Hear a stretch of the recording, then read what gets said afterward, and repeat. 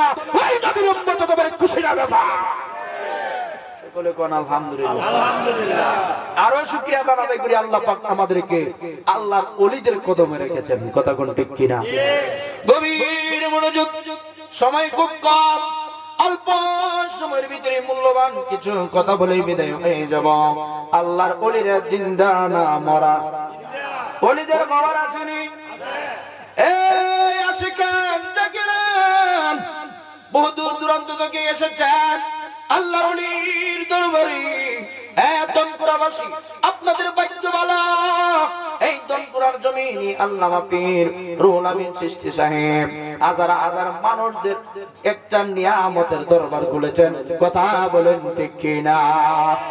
এই যুবক আল্লাহর ওলি মালিক ইবনে দিনার, আল্লাহর ওলিদের কতটুকু পাওয়ার অল্প সময়ে। মালিক ইবনে দিনার হজ করার জন্য গেছে, হজ আদায় করি আমার আল্লাহর দরবারে দুইটা হাত তুলছে, মনে আমি মালিকের সকল মানুষের হজ কবুল হয়েছে, কিন্তু একজনের হজ কবুল হয় নাই। এবার তিনি খুব টেনশনে পড়ে গেছে, হায়রে একজন মানুষ যদি আমি হই তাহলে তো আমার হজ কবুল হয় নাই। একজন এতগুলা মানুষের ভিতরে একজন মানুষকে আমি আমার মাওলার কাছ থেকে জানতে চাই। সারাটা দিন খুব টেনশনে চলে গেল। আবার পরের দিন আসলো, রাতের বেলা আমার মাওলার দরবারে আবার হাত উত্তোলন করেছেন।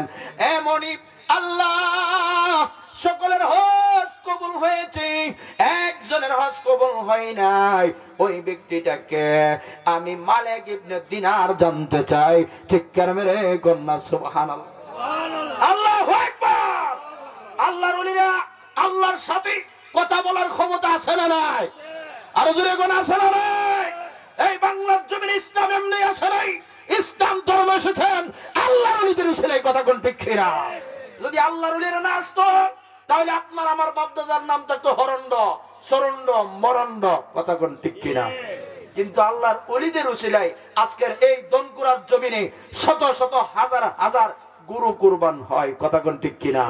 ও দনকুরাবাসী, এমন একটা সময় ছিল এই বাংলার জমিনে গরু কুরবান করা নিষিদ্ধ ছিল।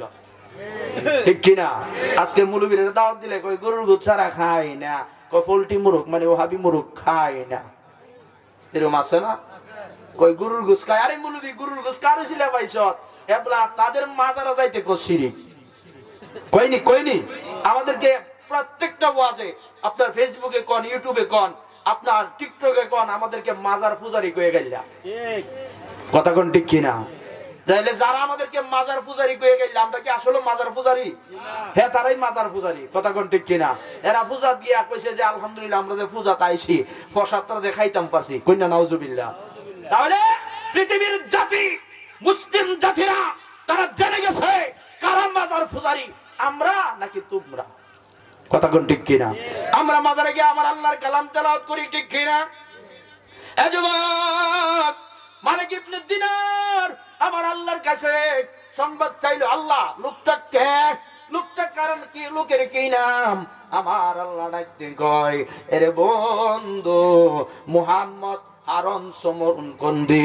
চিৎকার মেরে কন্যা সুবহানাল্লাহ। মুহাম্মদ ইবনে হারুন সমরকন্দি হায়রে টেনশনে পড়ে গেছে। পরের দিন সকালবেলা মক্কা নগরীতে মানুষদেরকে জিজ্ঞাসা করে, তোমরা কি মুহাম্মদ হারুন সমরকন্দিকে চিনো? বলে, হ্যাঁ আমরা চিনি। ওই লোকটা 40টা বছর ধরে ধরে এই মাকাম ইব্রাহিমে এসে সারা রাত আমার মাওলার ইবাদত করি, চোখের পানিগুলা সারে, চোখের পানিগুলা সারে। চিৎকার মেরে কন্যা আল্লাহু আকবার। কয় বছর? 40 বছর ধরে আল্লাহর ইবাদত করতেছে, যেমন তেমন জায়গাত না, মাকাম ইব্রাহিমে। কথা কোন ঠিক কিনা? এখন মালিক ইবনে দিনার টেনশনে পড়ে গেছে, এই লোকটারে পাবো কোথায়? মক্কা কাবাগরের কিছুক্ষণ দূরে একটা গাছের তলায় বসে বসে লোকটা আমার আল্লাহরে সারা দিন হইলে ওই জায়গাতে আমার আল্লাহর ইবাদত করে, রাত হইলে এই মাকাম ইব্রাহিমে এসে এসে আমার মাওলারে ডাকে। এবার আল্লাহর উনি মালিক ইবনে দিনার হাঁটতে হাঁটতে হাঁটতে হাঁটতে চলে গেলেন, যাইয়া দেখতেছে মুহাম্মদ ইবনে হারুন সমরকন্দি আমার আল্লাহর ইবাদত করতেছে। যে আল্লাহর ওলি যাইয়া সেইখানে দাঁড়াইলেন, কিছুক্ষণ দাঁড়ানোর পরে নামাজ আদায় করে সালাম ফিরাইয়া এবার বলতেছেন, হুজুর আপনি কে? কন্যা আল্লাহু আকবার। বলে আমি হইলাম মালিক ইবনে দিনার। আপনার নাম কি? মুহাম্মদ ইবনে হারুন সমরকন্দি। বলে হ্যাঁ হুজুর, হ্যাঁ আমার নাম। হুজুর আপনার নাম তো অনেক শুনেছি। মুহাম্মদ ইবনে হারুন সমরকন্দি বলতেছে, হুজুর আপনার নাম অনেক শুনেছি, আপনি বড় একজন আল্লাহর ওলি। আল্লাহু আকবার। আমার বাংলাদেশে এই দেশের কতলা মুনাফিক আছে, মুনাফিক গুলা বলে শুধু বাংলাদেশে মাজার, কই না? কই অন্য দেশে মাজার নাই? কইনি? বাবা আদমের মাজার আসেনি? আছে না? নবীর রওজা মুবারক আসেনি? খাজা গরিবে নেওয়াজের মাজার আসেনি? মুসা নবীর মাজার আসেনি? আপনার আইয়ুব নবীর মাজার আসেনি? আপনার ওয়াস আল করণীর মাজার আসেনি? আপনার বাবা শাহজালালের মাজার আসেনি? খাজা গরিবে নেওয়াজের মাজার আসেনি? আপনার শাহ সুলাইমান ফতেহ গাজীর মাজার আসেনি? মাজার নাই শয়তানের, কথা কোন ঠিক কিনা? মাজার নাই ফেরাউনের, মাজার নাই উৎপাত, মাজার নাই শাইবান, মাজার নাই গুরু গোবিন্দ, মাজার নাই ওয়াহাবিদের।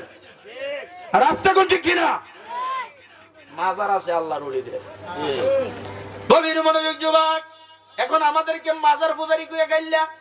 অনেক যুবকরা মনে করে যে আরে আসলে মনে মাজারে যাওয়ার গুনাহ, হেতারের কথা হইনা, বুঝছেন না? ফেসবুক মুফতি তো হন অভাব নাই, হ্যাঁ ফেসবুক মুফতি হন অভাব নাই, ইউটিউব মুফতি হন অভাব নাই, দলিল দেওয়ার সময় লোক অভাব নাই।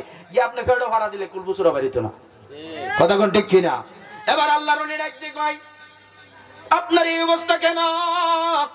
আমি জানতে পারলাম সমস্ত হাজী শব্দের হজ হয়েছে, আপনার হজ হয় নাই। কারণ কি? সঙ্গে সঙ্গে মুহাম্মদ ইবনে হারুন সমরকন্দি চোখের পানি গুলা ছেড়ে দিয়ে কয়, হুজুর আজকে 40টা বছর হয়ে গেছে আমি আমার মাওলারে তো ডাকতেছি, আমার হজ কবুল হয় নাই, আমার গুনাহগুলা মাফ হয় নাই। আল্লাহর ওলি ডাক দিয়ে কই, তার কারণ কি? হুজুর কারণটা আপনি শুনতে চান? হুজুর আমি একজন বিশাল ধনী ব্যক্তি ছিলাম, হুজুর আমার 12 জন দাসী ছিল, হুজুর আমি সারা রাত মদ পান করতাম, গাঞ্জা খাইতাম, ইয়াবা খাইতাম, হুজুর খারাপ পথে থাকতাম। রাতের বেলা যখন নেশা করে বাড়িতে আসি, আমার মা আমাকে গালিগালাজ করে, চিৎকার মেরে কন্যা আল্লাহু আকবার। এই যুবক, বাবা যদি শাসন করে এটাকে তুমি অন্যায় মনে করিও না, মা যদি শাসন করে অন্যায় মনে করিও না।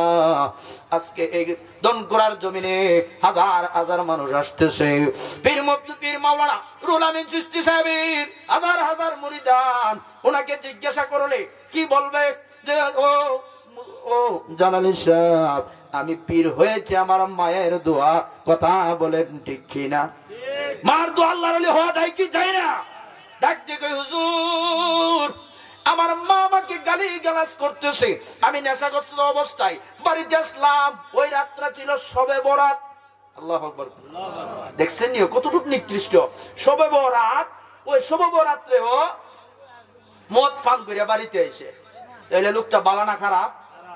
এবার ডাকতে কই, হুজুর আমি ওই শবে বরাত্রে আমি এসেছি বাড়িতে, হুজুর ইন দি মিন টাইমে আমার মা আমাকে গালিগালাজ করতেছে, এরে নাফরমান সন্তান, এত দামি একটা রাত, এত সুন্দর একটা রাত, ওই রাত্রে বাড়িতে তাকিয়ে আল্লাহর ইবাদত করতা, তুমি নেশাগ্রস্ত হয়ে গেছো। এরে সন্তান, তোর উপরে আমার আল্লাহর গজব পড়ক, তুই একটা নাফরমান, তুই একটা নাফরমান, তোর নাফরমানের কারণে আমার আল্লাহর গজব পড়ক। এই কথা বলতেছে ইন দি মিন টাইমে মুহাম্মদ হারুন ইবনে সমরকন্দি সঙ্গে সঙ্গে রাগান্বিত হইয়া মার উপরে আক্রমণ শুরু করে দিছে। চিৎকার মেরে কন্যা নাউজুবিল্লাহ। এই যুবক, মারা যাইব, বাপরে মারা যাইব। ইন দি মিন টাইমে বলতেছে হুজুর আমার রাগান্বিত অবস্থায় মারে মারতেছি, মারতে মারতে মা বৃদ্ধ মানুষ মারে আঘাত করতে করতে পাশে ছিল বিশাল বড় একটা আগুনের চুলা। আমরা অনেকে দান সিদ্ধ করার জন্য চুলা বানাই না, ওরকম একটা চুলা ছিল হুজুর। আমার মা ওই চুলার ভিতরে ফালাইয়া হুজুর আমার বিবি আমাকে টেনে টেনে নিয়ে এসেছে। আমি ঘুমের ঘরে চলে গেছি। সকালবেলা ওইটা দেখতেছি, আমার বিবিরে ডাক দিলাম, এ বিবি আমার মা কোথায়? বিবি ডাক দিয়ে কই রে স্বামী, এই নাফরমান স্বামী, তোমার মতন নাফরমান, তোমার মতন খারাপ পৃথিবীর জমিনে আর কেউ হতে পারে না। মাকে কি মানুষে এমন ভাবে আঘাত করে? তোমার মা যাইয়া দেখো চুলার ভিতরে তোমার মার শরীরের অনেক অংশগুলা পড়ে গেছে। চিৎকার মেরে কন্যা নাউজুবিল্লাহ। হাইরে ও তনকুরা দরবার শরীফের সেখান জাকেরান সঙ্গে সঙ্গে দৌড়ে গেছে, যাইয়া মার লাশটা তুলে এনে মাকে জানাজা করে। এবার চিন্তা করতেছে, হাইরে আমি কি করলাম, আমি কি করলাম, আমি কি পাপ করলাম, আমি কি গুনাহ করলাম, হাইরে আমার গুনাহ কিভাবে মাপ হইবে? এই কথা বলা মাত্রই পাশে ছিল একটা কোরাল, ওই কোরাল দিয়ে হাতের মাঝে আক্রমণ শুরু করে দিচ্ছে। আমি যেই হাত দিয়ে আমার মারে মারছি ওই হাত আমি রাখবো না, ওই হাত কেটে দিল। বিবি বলতেছে, রে নাফরমান স্বামী, তোমার সংসার আমি করব না। তুমি তোমার মারে এমন ভাবে মারছো, তোমার মতন খারাপ কেউ হতে পারে না। বিবি চলে গেল। 12 জন দাসী ছিল, হুজুর আমি দাসীদেরকে মুক্তি করে দিলাম। হুজুর আমার অনেক সম্পদ ছিল, সম্পদ গুলো আল্লাহর রাস্তায় ব্যয় করে দিলাম। হুজুর দিয়া আমি সব কিছু ব্যয় করে দিয়ে আল্লাহর রাস্তায় বিলীন করে দিছি, আমার নি গুনাহ মাফ হয়। হুজুর আমার 40টা বছর হয়েছে। মা কান ইব্রাহিম আয়েশা হুজুর 40 বছর ধরে আমি হজ করতেছি। 40 বছরের ভিতরে 40 জন আল্লাহর ওলি আমার আয়েশা সংবাদ দিছে, হে মুহাম্মদ ইবনে হারুন সবরগন্দি, তোমার হজ কবুল হয় নাই। চিৎকার মেরে কন্যা আল্লাহু আকবার। আর জোরে কন্যা ইয়া রাসূলুল্লাহ। এ যুবক, যেই মার চেহারার দিকে তাকাইলে কবুল হজ, ঠিক কিনা?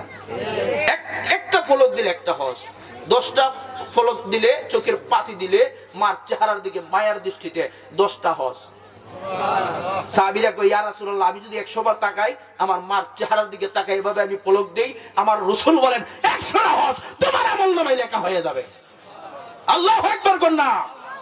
এ যুবক, মুহাম্মদ ইবনে হারুন সবরগন্দি চোখের পানি ছাড়তেছে। ইন দি মিন টাইমে মালিক ইবনে দিনার ওই তার কাহিনী শুনিয়া চোখের পানি ছাড়ে। রে মুহাম্মদ হারুন, করলে কি যে মার পায়ের নিচে জান্নাত। আর যেরকম আল্লাহু আকবার।